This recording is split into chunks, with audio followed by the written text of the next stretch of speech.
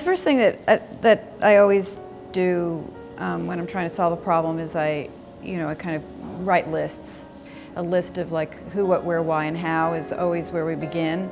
And I collect old typewriters, so I use them quite a bit in my work.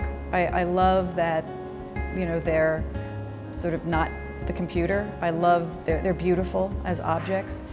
At the time, I wasn't consciously thinking how kind of perfect and it would be to use a piece of industrial design that changed the course of history, but in retrospect, it's sort of fitting. It's really fitting. I'm very entrenched and care very deeply about the history of design in general. I think that you can't be a designer, a good designer, without some understanding of what came before you. So I always think about the people who made a difference. And then, of course, the whole notion of people who came here who weren't born here. I thought it would be great to just take names that I'm familiar with and find as many, as it turns out, I think we have about 150 names of those people who have immigrated to the United States and contributed to the design community and to the design culture.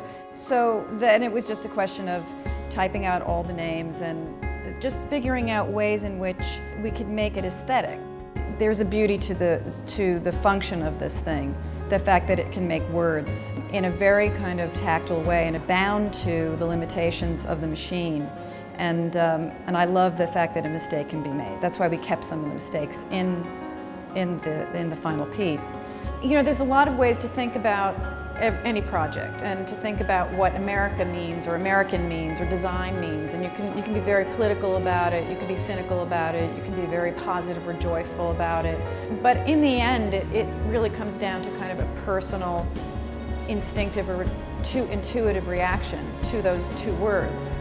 I think my impetus is to really impress and do the best job I can for the people in my business. Anyone who as I said, is sort of part of the family.